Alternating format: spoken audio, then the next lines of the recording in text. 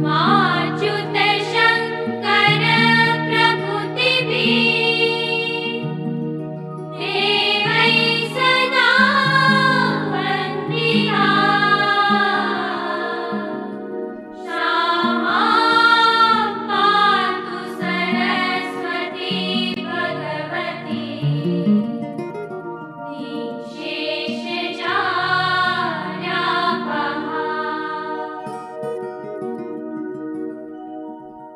નમસ્તે વિદ્યાર્થી મિત્રો, ધોરણ 8 પ્રકરણ 3 ભારતમાં રાષ્ટ્રવાદ ભાગ 1।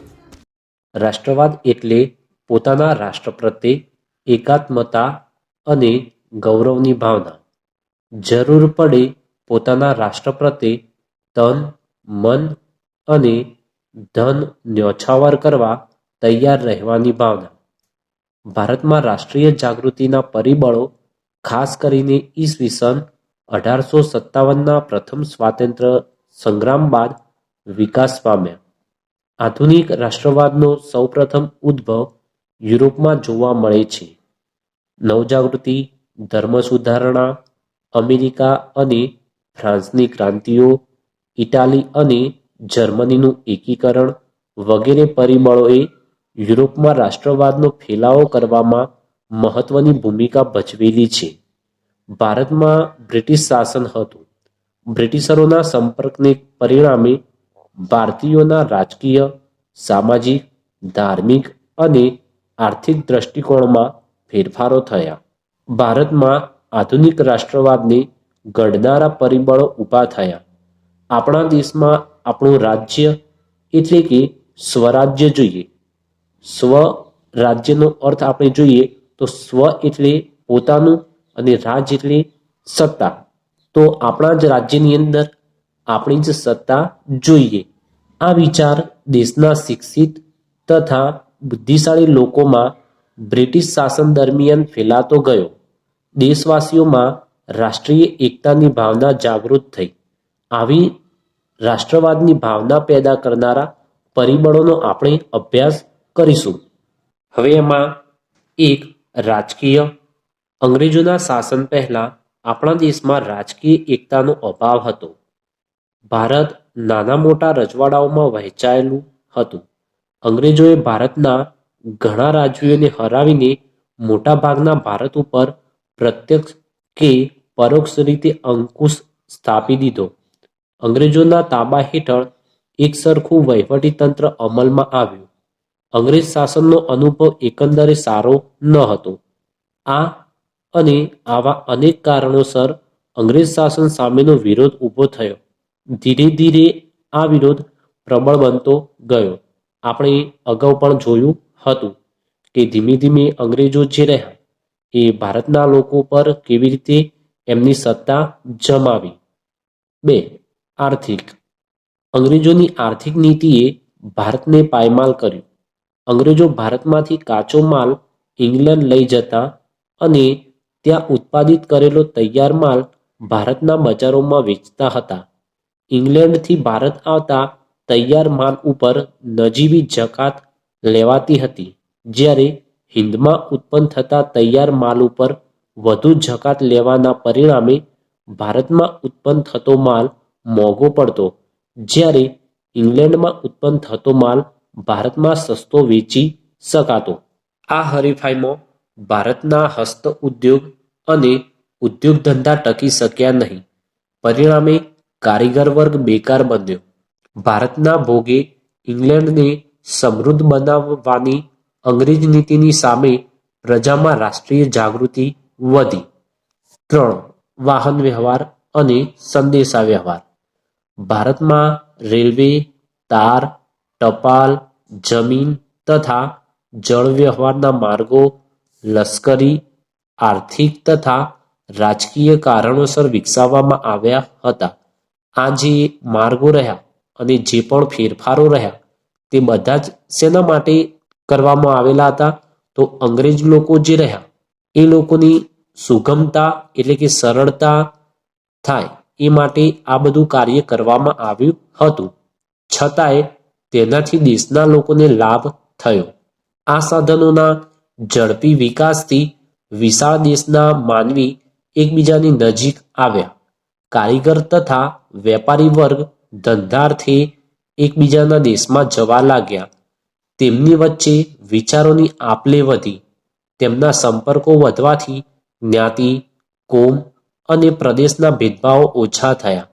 રાષ્ટ્રીય નેતાઓ તેમના વિચારો તથા યોજનાઓ પ્રજાના તમામ વર્ગોમાં ફેલાવી શક્યા.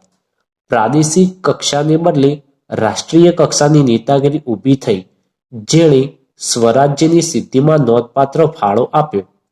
આપણે અગાઉ ભણી ગયા હતા કે 1857નો વિપ્લવ જે થયો એની અંદર પ્રાદેશિક લોકો જે હતા એ પોતાના રાજ્ય મેળવવા માટે જ લડ્યા હતા, પરંતુ અહીંયા એનાથી વિસ્તૃત લોકો વિચારતા થયા અને એના કારણે પ્રાદેશિક કક્ષાને બદલે એટલે કે પોતાના પ્રદેશની સીમા જે રહી એના બદલે સમગ્ર રાષ્ટ્ર જે રહ્યું એ આપણું છે અને એ પ્રમાણેની નેતાગીરી લોકોમાં હવે દેખાવા લાગી. 4. શિક્ષણ અને સાહિત્ય. ભારતીય રાષ્ટ્રવાદના ઉદયમાં અંગ્રેજી કેળવણીનો પણ મોટો ફાળો રહ્યો. આ કેળવણીના કારણે પશ્ચિમની વિચારસરણીના દ્વાર ઉઘડ્યા. વિશ્વનું ઘણું બધું સાહિત્ય અંગ્રેજીમાં હતું.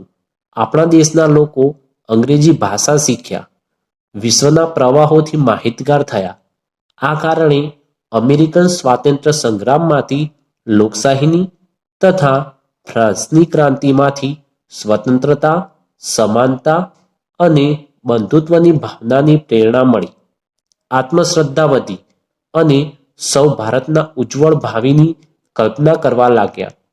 દેશની પ્રાદેશિક ભાષાઓમાં નવલકથાઓ, નાટકો, વાર્તાઓ, કાવ્યો અને ગીતો વગેરે લખાયા. આ સાહિત્યે રાષ્ટ્રભક્તિનો સંદેશ આપ્યો. 5. વર્તમાનપત્રો. રાષ્ટ્રીય ચેતના ફેલાવવામાં વર્તમાનપત્રોએ નોંધપાત્ર હિસ્સો આપ્યો. બંગાળા, મુંબઈ, મદ્રાસ તથા બીજા પ્રાંતોમાં પ્રસિદ્ધ થતા અખબારોએ સરકારની નીતિઓની ટીકા કરી, લોકોમાં રાષ્ટ્રીય ભાવના જાગૃત કરી. 6. ભારતનો ભવ્ય વારસો. પાશ્ચાત્ય પુરાતત્વવિદ એલેક્ઝાન્ડર કનિંઘહામ તથા તેના મદદનીશોએ ભારતમાં અનેક પ્રાચીન સ્થળોએ ખોદકામ કર્યા. ભારતીય સંસ્કૃતિની ગૌરવગાથાના અનેક અવશેષો શોધી કાઢ્યા. ભગવાનલાલ ઇન્દ્રજીત જેવા ભારતીય પુરાતત્વવિદોએ પણ અનેક પુરાણા અવશેષો શોધી ભારતીયોને દેશની સંસ્કૃતિની ભવ્યતાનો ખ્યાલ આપ્યો. પશ્ચિમના વિદ્વાનોએ ભારતીય સાંસ્કૃતિક વારસાને લગતી શોધખોળ કરી. ભારતના વિદ્વાનો પણ જોડાયા, પુસ્તકો પણ લખાયા. ગૌરવપૂર્ણ સાહિત્ય અને સંશોધનથી દેશવાસીઓની રાષ્ટ્રીય અસ્મિતા જાગૃત થઈ. હિન્દી રાષ્ટ્રીય મહાસભા, ઇન્ડિયન નેશનલ કોંગ્રેસની સ્થાપના. હિન્દી રાષ્ટ્રીય મહાસભાની સ્થાપનામાં ઉપરના પરિબળો જે રહ્યા તે તથા કેટલીક પ્રાદેશિક સંસ્થાઓનો પણ ફાળો હતો. આ સંસ્થાઓએ રાષ્ટ્રીય મહાસભાની સ્થાપનાની ભૂમિકા તૈયાર કરી. હવે આપણે જોઈએ કઈ કઈ પ્રાદેશિક સંસ્થાઓ હતી.